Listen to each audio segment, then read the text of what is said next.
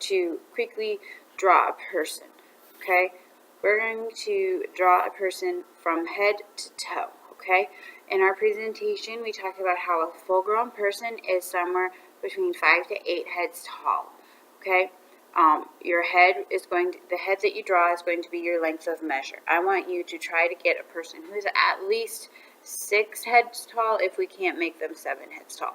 So I'm going to start at the top of the paper, okay? I'm going to come in a little bit more so you can see a little better. Okay, so I'm going to start towards the top of my paper, and I'm going to draw my head, okay?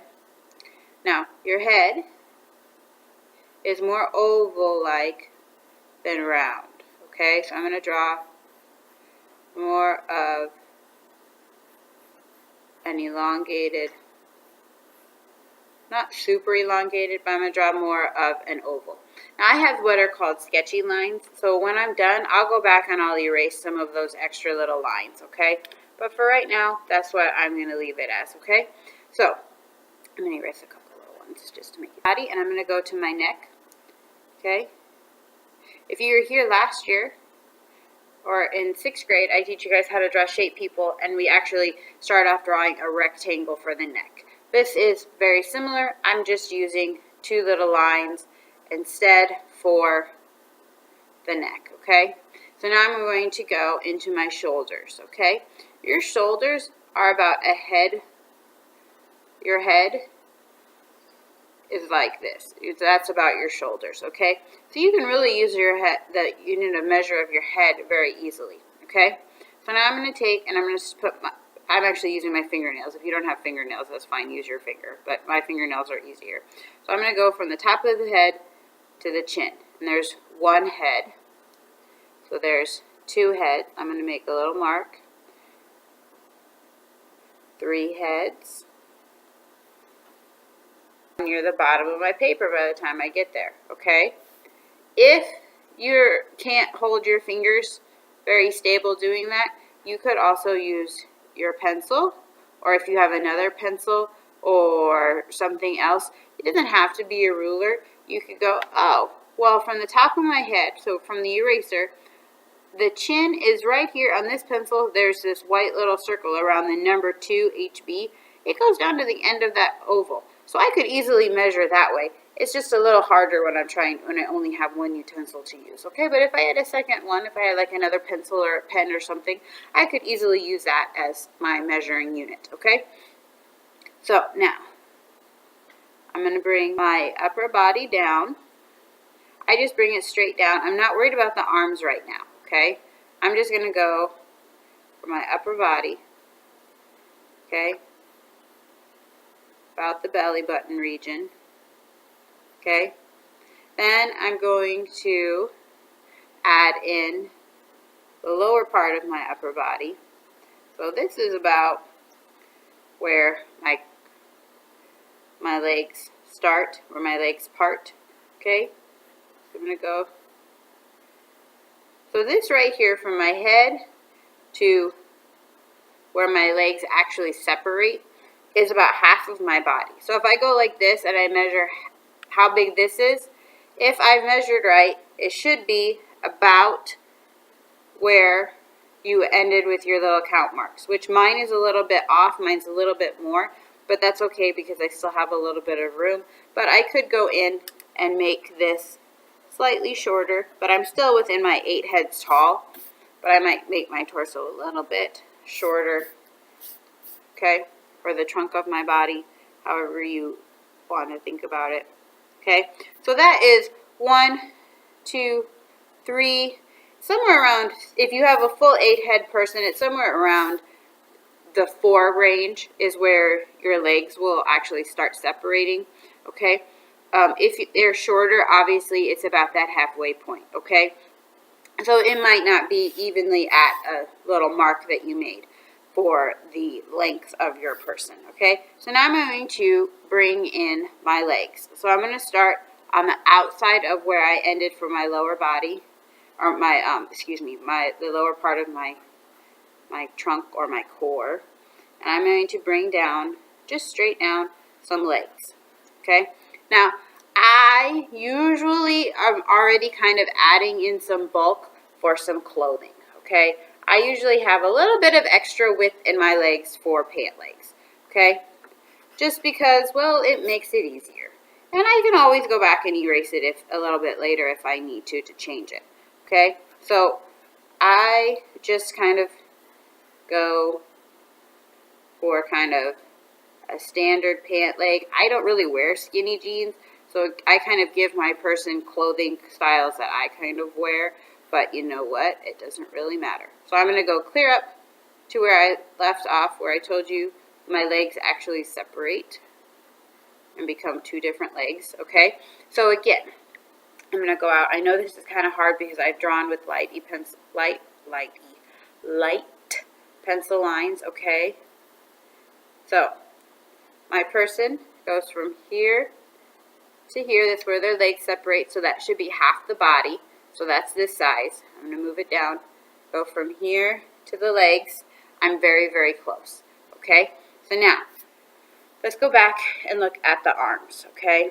Your arms are attached to your shoulder, okay? Your arms are attached to your shoulders. Sorry, I'm having a hard time getting everything in view today. Your arms are attached to your shoulders, okay? They are not going to have, you're not going to have great big bumps up here where your arms start, okay? Just like here where your neck curves in, you're not going to have this great big, almost like a backwards letter H going on here, okay? Or you're not going to have that. You're not going to have this great big divot look, okay? Your shoulders gently curve, okay? They come down from your neck and they curve around. There is no angle. There is no big indentation, okay? It just curves. Do I have a great big divot there? No, I don't. So why am I drawing it that way, okay? So, starting up here, I like to use ovals, okay? So this is going to be the upper part of my arm. Your arm is divided almost in half by your elbow, okay? Your elbow tends to hit around a little bit above-ish, but it's around your belly button, okay? If you're a full-grown person, like I am, okay? Some of you, it might be slightly different because you're not exactly full-grown yet, okay? So then I'm going to overlap just a little bit and do the lower part of my arm, okay? Again, they should be about the same size, okay? Mine is a little bit off. I think I made this part too big. Okay? They should be about the same size.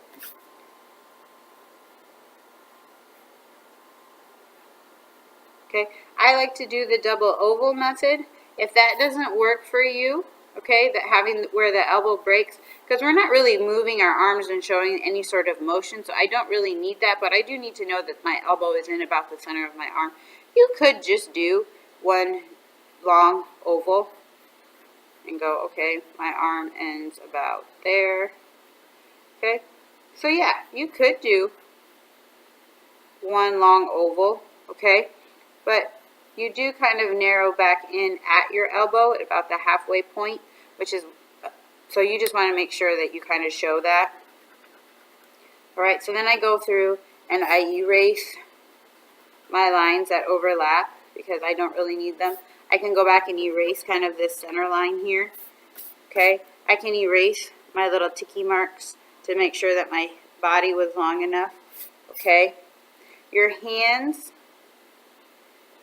are going to attach to your arms. Okay, your hands, I mean, like this is about, okay, so this is about where my knees would be. Your hands are going clear to your knees. Okay, they're somewhere in between. Okay, so I'm going to start off with an oval. Okay, an oval. Trying to keep them about even, about the same size, about the same length, which I know is hard, but we're working on proportions. So that's what we should be working on, is trying to get them the same. Okay, your thumbs, okay, your thumbs are right next to each other. Okay, they point towards each other.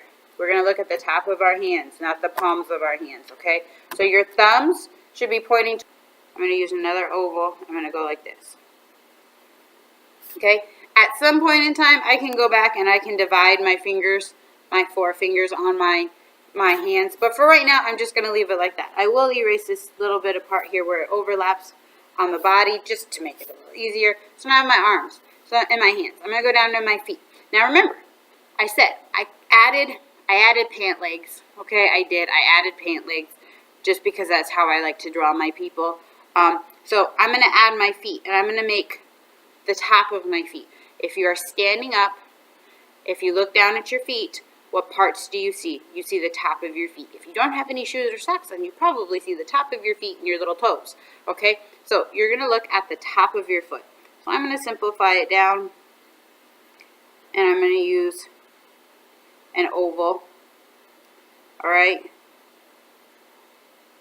because people don't normally naturally stand with their feet pointed away from each other.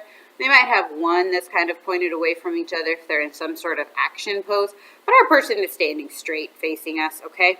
So obviously I could add a lot more details to that to make them look a little bit more realistic, but for right now I'm working on the proportions of my person, okay? So I've got my person drawn fairly well. They're fairly proportionately done, okay? Sorry, let me try. I'm trying to get adding some more of the details, okay? So for the face, okay, remember, the face gets divided in half. It gets divided in half again. I can check using my fingers and go, there's half. I'm not exactly in the center. Let's erase out that line a little bit. Try again. Try to get it in the center. Okay, I can use my finger. There we go. It's more in the center. Okay, so now I want to add my eyes. Now when I drew this on the board for you guys, it probably had very creepy looking face because, well, my whiteboard marker is only, you know, really gigantuous, and it's really hard to draw a face without making them look kind of creepy. So my eyes are too far apart. I think I need to bring this one. Okay, let's try that again. See? Even Miss Roquet needs to erase things sometimes. And it's okay, because that's how we get better. Your eyes should be about one eye width apart. We did talk about that before if you were here. And yes, it is kind of hard to use your fingers when you have things so small, but it can be done. Okay, then halfway down from where your eyes are to your chin, halfway down is your nose. Again, use your fingers. Okay, I'm going to really simplify the nose, and I'm just going to stick kind of with the bottom of the nose, just because of how small this face is. And then I'm going to divide that in half again. Okay, add in my iris. Okay, draw a teeny tiny little mouth. With, yes, facial features this small are more difficult to draw, okay? I don't expect it to be exactly perfect, but, you know, it should be somewhere close, okay? Add some eyebrows. Remember, don't add your eyebrows right on top of your eyelids, okay? Think about that. You got some space. I'm going to erase out this. Kind of clean up some of my extra lines, okay? Make sure you're using light pencil lines. You probably couldn't see some of my lines because of how light they are, but that's okay. All right? Third of the way down from the top of my head is where my hairline starts, okay? So I'm going to give this girl or boy, some bangs. My ears go from my eyes to my nose, okay? Some bangs, some hair going on. All right, I bumped the camera, so it probably went all crazy on the screen. I don't know, I wasn't looking. That person has some bad bedhead. Oh well. But you get the idea. I'll fix that. Okay? So we would add more hair, more details. Okay? The hair, if you want, you could probably just kind of add with some colored pencils when you do the coloring. Okay? Wow, that one eye is really light. You can't really see it very well. Sorry. Alright? But I have it in there. Okay? Now we're going to move down the body a little bit more. We're going to add